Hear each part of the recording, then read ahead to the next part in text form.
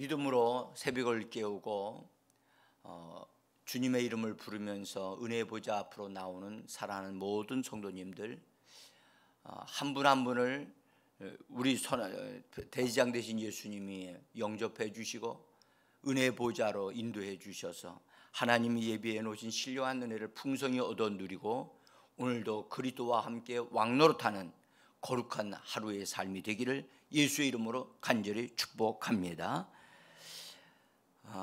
우리가 지금 게으름에 대한 부분을 지금 보고 있습니다. 제가 다른 부분으로 말씀을 준비하려고 생각을 하다가 게으름에 대한 부분을 어차피 우리가 이게 다루게 있기 때문에 조금 더 깊이 살펴보고 그 다음에 말씀드리는 게 더 낫겠다 생각이 들어서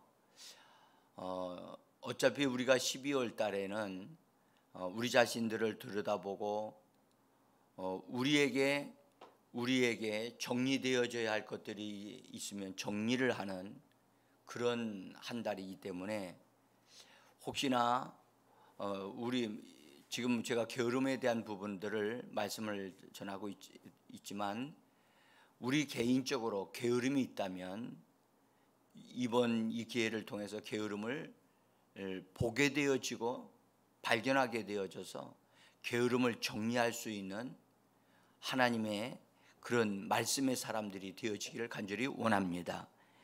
여러분들 우리가 이 게으름에 대한 실체를 밝히 알기 전에는 게으름이 나에게 있다고 하는 것을 잘 모릅니다. 그런데 이 말씀이 정리되어져서 내 것이 딱 되어지고 그래서 이 게으름은 악하구나, 이 게으름은 그냥 두면 나를 죽이겠구나 라는 사실을 발견하게 되어지면 게으름을 원수로 취급하게 되어지고 게으름을 정리하는 그런 사람이 되게 하는 것입니다. 그래서 이 부분을 조금 더 다루면서 오늘 우리가 읽은 본문에 있는 말씀을 다른 성경 번역으로 다시 한번 좀 더 읽어보겠습니다. 현대인의 성경으로 읽어봅니다. 일하기를 싫어하는 게으른 자에게는 욕심, 바로 그것이 죽음이다. 확대 성경은 이렇게 번역합니다. 같이 읽습니다. 게으른 자의 욕망이 그를 죽인다. 왜냐하면 그의 손이 이를 거절하기 때문이다. 자, 여러분, 신기하게도 게으른 자의 욕망이 있다는 것을 우리에게 말씀해 줍니다. 근데 이 게으른 자의 원하는 것, 게으름이 우리 안에서 역사하면 그 게으름을 통해서 나타나는 욕망이 있게 되어지는데 그 욕망은 바로 이를 거절하게 함으로 그 사람을 죽이는 것이라는 거예요. 참 이 말씀 번역이 우리에게 다양하게 보게 하면서 게으름의 정체를 조금 더 이렇게 더 분명하게 보게 합니다. 자, 여러분, 우리가 이제 보실 것은 게으름이 그 사람에게 있는 것을 발견하게 되어지려면 그 사람에게 어떤 의무가 주어짐으로 게으름을 발견할 수 있게 된다는 것을 말씀을 드렸습니다. 여러분,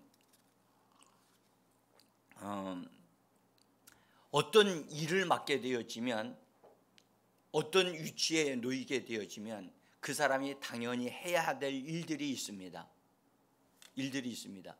집에서도 자기의 위치가 있고, 학교에서도 자기의 위치가 있고, 또 직장에서도 자기가 해야 될 어떤 일들이 있습니다.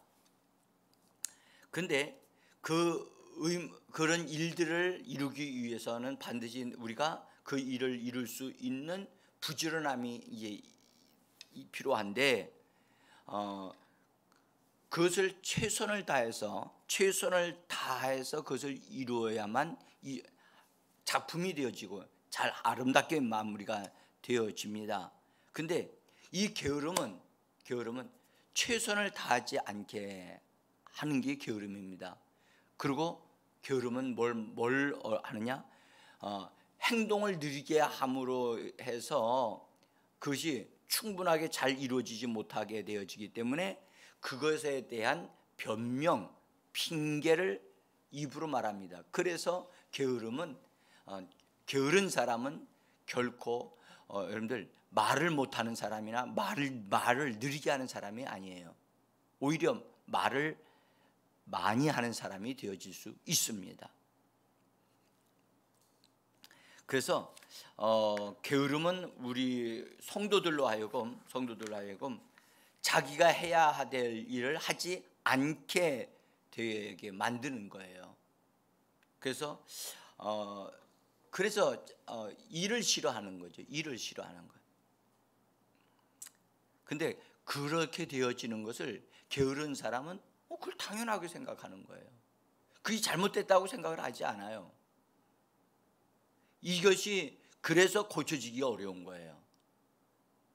그러니까 거울을 딱 보고 얼굴에 내가 뭐 묻었네. 그것을 정확하게 금방 알면 그건 씻고 깨끗하게 한다고요. 근데 게으름은 눈에 보이지를 않는 거예요. 그러니까 성경을 통해서 하나님은 그 사람에게 그것을 보게 해 주실 때, 또는 설교를 통해서 그 말씀을 듣게 될 때 내 행동을 보니까 분명히 게으름이 있구나라는 것을 발견해야 되거든요.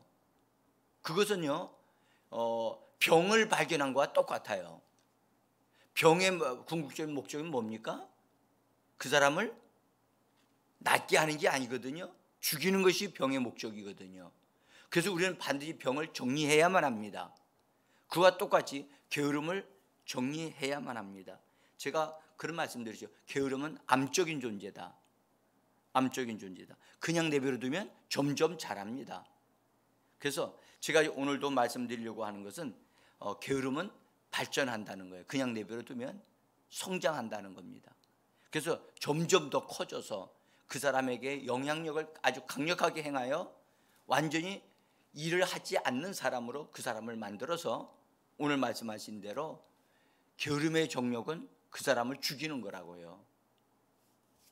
그래서 죽이는 데까지 이르게 한다는 거예요. 자, 우리가 게으름은 영적으로도 게을러질 수 있어요. 마음의 게으름도 있을 수 있거든요. 육신적으로 게으를 뿐만 아니라 마음이 게으른 거예요. 마음이. 그래서 게으름이 그 사람에게 붙게 되어지면 영적인 일도 무력화시키고 마음도 게을러지게 해서 마음으로는 원하는데 마저 그 선한 것을 해야 돼. 그 일을 해야 되는데 일하기가 싫은 거예요. 그래서 일을 안 하는 거예요. 그래서 육신적으로 일을 하지 않게 되어짐으로 편안함. 일을 하지 않으니까 편안하죠. 그런 편안함을 계속해서 요구하고 그래서 일을 하기를 싫어하고 안 함으로 인해서 편안함을 얻는 것을 1차적인 목적으로 삼아요. 자, 그래서 일을 안 하니까 딴 사람이 그 일을 하게 되죠. 그러니까 이 게으른 사람과 함께 사는 사람은요, 그 사람 몫까지 다 해줘야 되기 때문에 참으로 일이 많고 힘들어요. 괴롭습니다.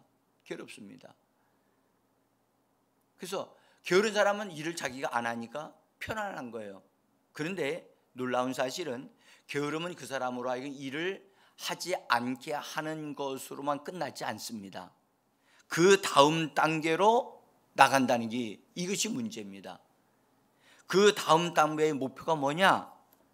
이것은요, 게으름의 적극적인 목표라고 볼 수 있는데, 그것은 그 사람이 정욕적으로 되게 만든다는 거예요. 정욕적으로. 그래서 쾌락을 추구하게 하는 거예요. 쾌락을 추구하는 데는 굉장히 열심히 해요.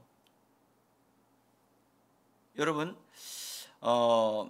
성령님이 사도 바울을 통해서 우리에게 이미 마지막 때에 고통하는 때가 온다고 말씀하시면서 그 징조들에 대한 것을 우리에게 말씀을 하실 때 디모데후서 3장 2절에서 이렇게 말씀하셨습니다.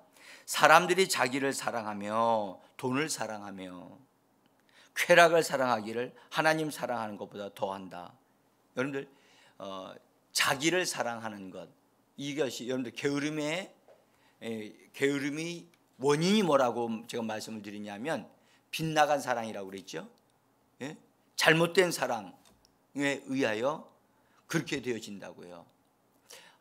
여러분, 우리 노래 찬양 중에 이런 찬양이 있어요. 똑바로 걷고 싶어요. 기우뚱하긴 싫어요. 그렇죠? 그런 찬송이 있잖아요. 복음성가예요. 여러분들, 근데요, 사람들이 육신적으로는 똑바로 걷는 것 같은데요, 그 사람의 마음과 영적인 것을 보면 부모에게, 어떤 사람에게 의지해서 기우뚱한 상태로 걸어가는 사람들이 너무 많다는 사실이에요. 게으른 사람은요, 일을 하지 않기 때문에 반드시 다른 사람의 도움을 필요로 해요. 그래서 옆에 기대어서 가는 사람이에요. 이 기대어서 가기 때문에 자기는 넘어질 것 같으니까 그 사람을 힘들게 하고, 다른 사람은 그 사람을 이렇게 붙들어줘야 하니까 그것 또한 힘든 거예요. 그러니까 서로가 힘든 거예요. 그럼 무너지는 거예요. 여러분들, 자기 사랑하는 것이 지나치면, 자기를 사랑하는 사람은요, 여러분들, 예수님을 사랑하는 것이 진정으로 자기를 사랑하는 거예요. 자기를 십자가에 끝장내는 사람이, 자기를 부인하는 사람이 진정으로 자기를 사랑하는 사람이에요. 근데 게으른 사람은 자기 자신을 십자가에 끝장내지 않아요. 그래서 자기를 사랑하는데 더 많은 것을 요구해요.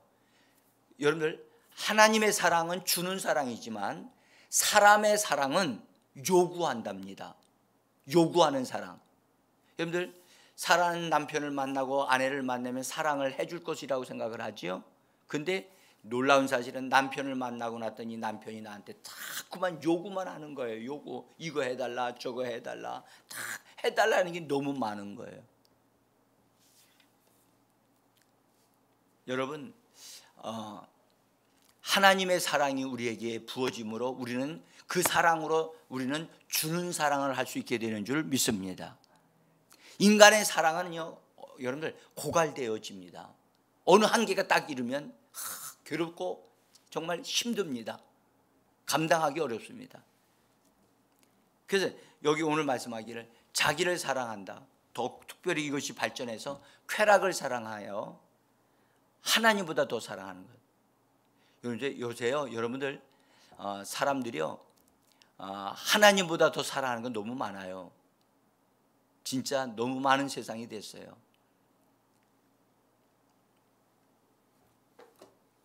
게으름은 그 사람을 편리하게 하고 편안함을 이루게 하는 것으로 그렇게, 그래서 일을 하지 아니함으로 그것을 얻게 만들고요, 그 후에는 육체의 정욕을 이루도록 자극을 해가지고 잘못된 것에 빠지게 만들어요. 잘못된 곳에 컴퓨터 게임이나 놀이나 노름이나 여러분들 과음에 빠지게 해요. 술 먹는 데 빠지게 하고 문란한 성생활을 하게 만들어요. 여러분들, 이 대개 노름하는 사람들이요, 노름하는 사람들은 노름에 빠지게 되면 여러분들 은밀한 장소에 가가지고 노름을 해요. 여러분들, 거기에 가서 시간 가는 줄, 밤 지새도록 시간 가는 줄 모르고 그 일을 합니다. 그러니까 거기에 빠지는 거예요. 그래서 오늘 성경에 말씀하기를 게으름은 정욕적으로 되어질 수 있다라고 하는 것을 말씀하고 있는 것입니다. 그래서 게으름의 궁극적인 목적이 뭐냐? 간단합니다. 그 사람으로 하여금 일을 하지 않게 함으로 편리함을 얻어 누리게 하는 것으로 1차적으로 그렇게 하지만 그것이 궁극적인 목적이 아니고요, 그 사람을 정욕적인 사람이 되게 해서 잘못된 곳에 완전히 빠지게 만들어서 그 자기 자신뿐만 아니라 다른 사람들까지도 무너지게 만드는 것, 그것이 게으름입니다. 그럼 우리가 생각하기를, 여러분들, 그렇게 게으름은 사람은 일을 하지 않는 거다라고 생각하지만 여러분들 나쁜 일을 하는 데는 게으름이 얼마나 강한지 몰라요. 그래서 게으른 사람도요 자기가 좋아하는 것은 잘한다니까요. 근데 정작 그가 해야 될 일을 하지 않는 거예요. 자기 의무를 하지 아니하고 자기 책임을 감당하지 않는 거예요. 이것이 원수 마귀가 사람에게서 직접 자기가 하지 않아도 게으름을 통해서 사람들을 노예로 만들어 가는 거예요. 자, 그래서 여러분들 게으름이 그 사람 속에 들어오게 되어지면 그 사람에게 영향을 주기 시작하고 심지어는 완전히 그 사람을 사로잡아 운전을 해가지고 그 사람이 원하지도 않고 다른 사람이 그 사람에게 원하지도 않는 전혀 다른 곳에 푹 빠져가지고 거기서 나오지도 못하고 허우적거리다가 거기서 죽게 만드는 것, 그것이 게으름이 하는 짓입니다. 여러분들 제가 이처럼 게으름을 들춰내는 것, 여러분들 게으름은 이것을 굉장히 싫어합니다.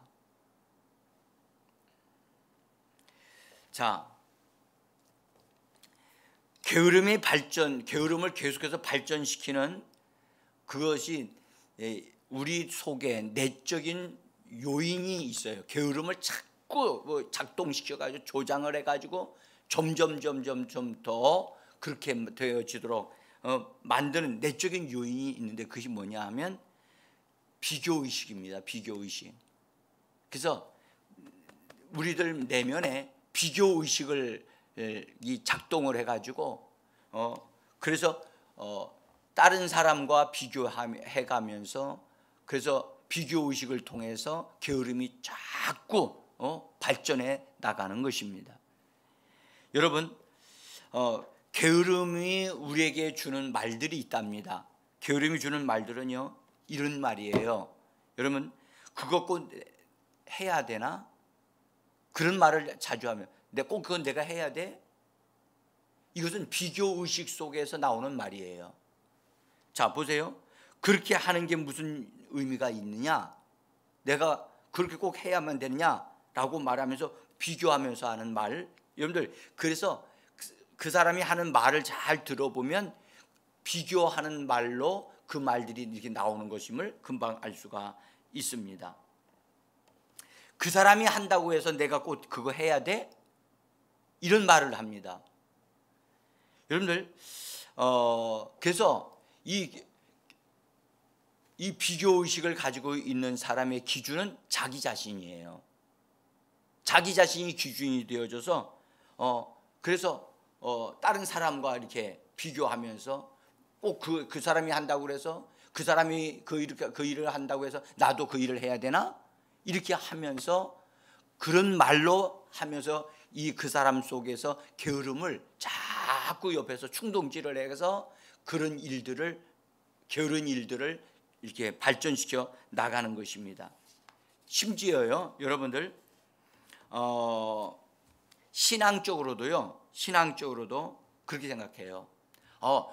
저 사람은 교회 생활을 많이 한 사람이기 때문에 잘할 수 있어. 나는 지금 신앙생활 한 지 얼마 안 됐기 때문에 그렇게 잘할 수는 없어 라고 하면서 마땅히 성도로서 믿음을 가진 사람으로서 마땅히 해야 될 그것들을 하지 아니하도록 하는 그런 것을 아주 당연한 것으로 여기게 만든다는 거예요.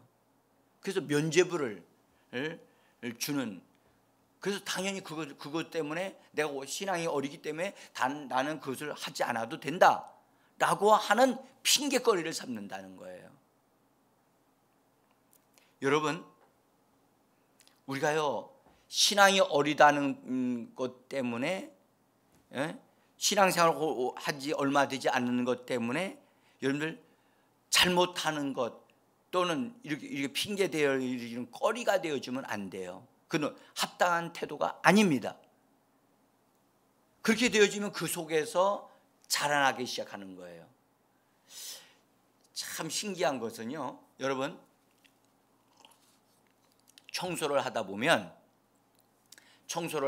구석진대가 있어요.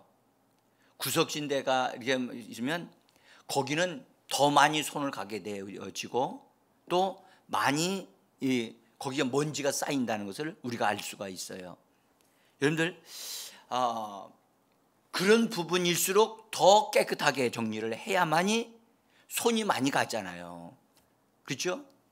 여러분, 우리 속에요, 여러분, 숨어 있는 부분들이 있어요. 숨겨져 있는 어떤 것들이 있어요. 그런 부분은 더 들춰내줘야 돼요. 가리고 싶은 것들이 있어요. 보여주고 싶지 않는 것이 있어요, 우리는요. 그렇죠? 근데 그걸 거기에 빛이 들어가야 돼요. 빛이 거기 속에 들어가야 그 안에 숨어 있는 것들이 드러납니다. 꼭요, 여러분들, 벌레들은 감춰져 있는 어떤 곳에 숨어 있어요. 그래서 그런 부분에 숨어 있다가 그 사람이 더 이상 그것에 손을 대지 않는 것이면 그때서 다시 그 안에 있는 것들이 슬금슬금 기어 나와서 그 사람에게 영향을 주게 되어지는 거예요. 그래서 우리는 우리의 내면에 어두운 부분이 없어야 돼요. 아멘. 정말 그렇습니다. 어두운 부분을 여러분들 들춰내야 돼요. 은밀한 걸 들춰내야 돼요. 숨기고 싶은 것들을 하나님 앞에 들춰내야 돼요. 그 부분을 들춰낼 때 그 사람이 밝은 사람이 돼요.